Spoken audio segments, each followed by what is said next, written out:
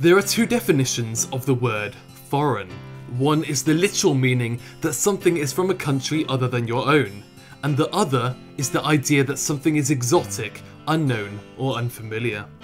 There was a time when these meanings weren't so separate, where the etymology just made basic sense. Of course, music from Korea would be unfamiliar, they might say. They're 7,000 miles away. But today, K-pop has sparked global appeal, fan clubs, concerts, and that's not to mention K-Con, a Korean popular culture convention that travels the world each year, visiting 7 cities in different countries for 2017. But I bring up K-pop for one main reason, and that's a boy band called EXP Edition.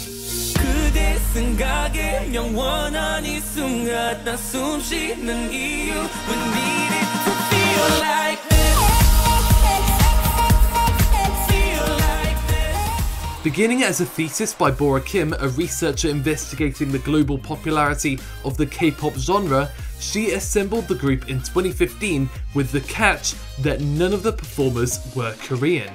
The experiment has received constant backlash, with some describing it as an affront to the K-pop subculture and many recommending they just do normal pop music instead.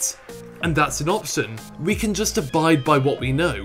As someone from Australia, I can just stay home and raise kangaroos, but there's something amazing about breaking down borders and globalizing entertainment. And if there's one medium that seems to be benefiting the most from becoming a part of global culture, it's anime.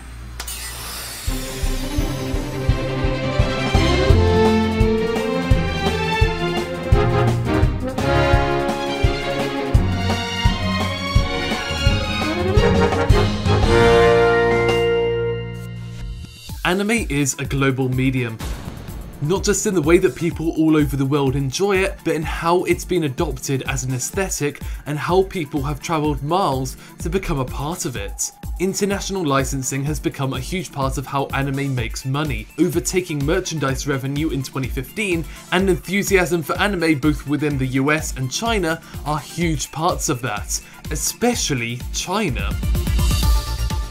It's important to talk about China in anime because that market is going to influence the future of anime as producers start talking not just about what would be appealing to those within the domestic market, but also putting an ever-increasing importance on those overseas. Producers have constantly referred to their desire to create anime that is popular in America, and viewers have been pulling in huge numbers for Chinese streaming services, even reaching up to 100 million for ReZero on Bilibili.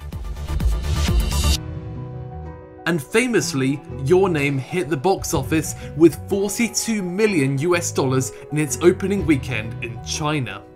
These are outlier numbers, but they give us an idea of not only the size of the market, but its value. With multiple streaming services available and an audience that they can rely on, bidding wars may result in more revenue entering the anime industry from China. So therefore, it's no surprise that international streaming services are taking the extra step. Instead of just buying licenses to stream the series, they're going straight to the source and aiding in producing it. For example, Bilibili helped produce both Idol Incidents and Akiba Strip, whilst Crunchyroll was on the production committee for Kemono Friends, Masamune-kun's Revenge, and many more. The only reason so many anime can be produced today is that companies from outside the traditional Japanese market are interested and represent the millions of fans that don't happen to live in Japan. There are increasing examples of anime made possible with support from overseas, but there's already endless examples of anime produced by people born overseas. 自分がこれからどうするかとか、どうやって生きていこうかとかっていう時に、自分はうまく言葉にして表現できなかったことは、あの漫画、あの原作が全部持ってる感じがしてて。You can go back to the 1990s when Michael Arias moved to Japan to direct Tekken Concrete, or you can talk about just this year where Korean animator Sejun Kim was selected to direct Gundam Twilight Axis. We can go on and on about cultural changes and an expanded global entertainment market, but the simplest fact of the matter is that people love anime regardless of what borders they happen to live within. And if you're not set on leaving home, countries of close proximity to Japan are actively involved in the anime producing business.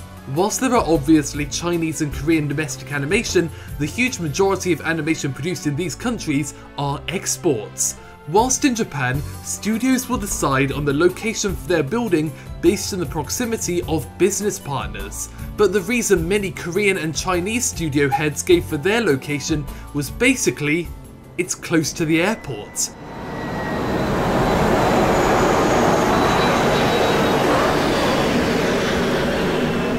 Furthermore, whilst Korean studios will primarily be sending animation to Japan, the United States or France, they will only contract out to one country each. Put simply, Korean studios that work with Japan will only work on Japanese anime. If you're an American producer, you can't ask this studio to do your work, you'd have to ask one that works on American productions. And when domestic animation is produced in these nations, there's very clear inspirations.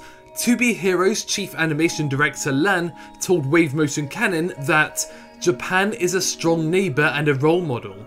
Chinese audiences are already used to Japanese animation, so they expect that Chinese animators can make something at the same level.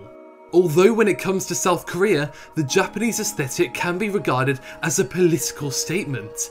In an interview with South Korean mangaka Tiv, who moved to Japan for her work, she explained that she loved Japanese anime and manga back in school. However, despite the proximity of South Korea to Japan, many illustrators were encouraged to draw in realistic Western styles. In an analysis by Frogkun for AnimeFeminist.com, they note the identity politics involved in regards to Japan's former colonization that led to the banning of Japanese media for 50 years. But Tiv also mentions her ability to discover new creators through the internet. You can't stop people from loving Japanese culture when it's only one URL away, and this is all the more relevant today. I did an article for Anime News Network with the original title being The Anime Influences of Western Web Animators. The purpose of the article was to describe how animators today are using the internet to both find inspirations and publish their own work. And so I conducted a load of different interviews and concluded that anime will largely be influencing global animation from an aesthetic standpoint, because many of those learning animation are learning from Japanese artists online. And just 1 month after that article was published was the announcement of the Castlevania Netflix series, an American production with huge 90s and 80s anime inspirations. Oh, and fun fact, Christian Maize, the animator who made my channel intro, worked on it. Amusingly, some people didn't even realise it was an American show, with some people believing it was produced at Studio Madhouse. With producer and director Adi Shankar mentioning that he was inspired by shows like Vampire Hunter D and Space Pirate Harlock, the use of the word anime as anything other than geographical identification appears all the more obsolete. If you take one animator from Massachusetts whose biggest inspiration is Masayuki Nonika, and another from Fukuoka who was inspired by Shinya Ohira, both continue a legacy of Japanese aesthetics. Perhaps EXP Edition's backlash was in its blatancy. The K-pop group's full name is Experiment Edition after all, clearly drawing attention to the fact that the project is something strange, unfamiliar, and using its second definition, foreign. I have a similar worry regarding Indigo Ignited, a short animated film directed by former Pyro animator Henry Thurlow. I'm yet to see anything that strikes out as truly remarkable about the project, but in every instance, it markets itself as the American anime, as if it was something weird and different rather than an anime that can stand next to other projects with confidence. Anime has so many different aesthetics to play into, but like EXP Edition, it's the marketing that seems to place it within this sort of middle ground. Neither an American animation nor a Japanese anime, a Schrodinger's anime. This is left in comparison with LeSean Thomas's collaborations in Japan. You don't even have a clue what's happening to you, do you? Firstly with Studio Satellite for Cannon Busters, and most recently with Yapako Animation on Children of Ether funded by Crunchyroll. Both productions operate with foreign staff members living in Japan. For Cannon Busters, the mechs were designed by French art designer Thomas Roman, Austrian animator Bahi JD was a part of the project, and the backgrounds were directed by French designer Yann Legal. The project will be getting a full 12 episodes next year, thanks to both Netflix, an American company, and Manga UK, a British company. And speaking of Netflix, they recently announced that 90% of their anime viewers are watching from outside of Japan. And then with Children of Ether, it was produced at Yapako Animation, a studio with ties to both the French animation industry and Japan, with studios in both countries. Meanwhile, it's storyboarded by One Punch Man director Shingo Natsume, and the world-renowned animator Mitsuo Iso provided animation for the project. And not once has LeSean Thomas referred to it as a European anime, or an American anime, or labelled it as anime inspired. It's just anime. And it's anime with confidence and no specific geographical ties. Because foreigners working in the anime industry aren't the exception.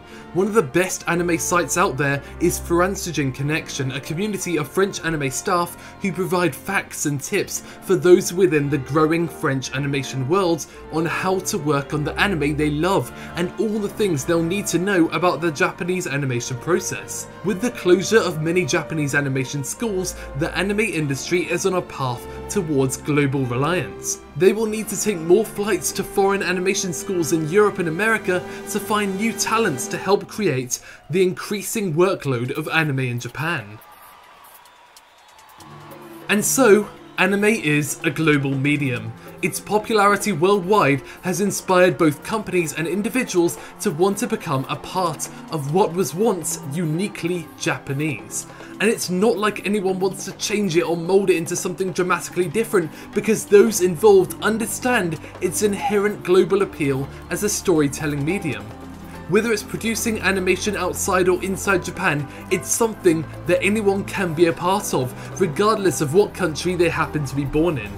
If you want to work in Japan, study your Japanese language skills, because you're going to want to talk to your co-workers. And if you want to stay where you are, just start creating. Put yourself out there and make what you love.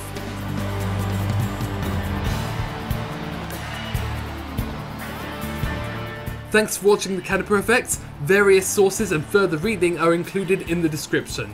But before I go, I want to thank these amazing people for supporting the channel on Patreon. In particular, I'd like to give a special thanks to the marvellous Mancotola Plant, the almighty Albareo, the magical Mike Tamborelli, the infallible Isaac Wu, the happy Hadiz, the adventurous Austin Hardwick, and the heartful Hamad.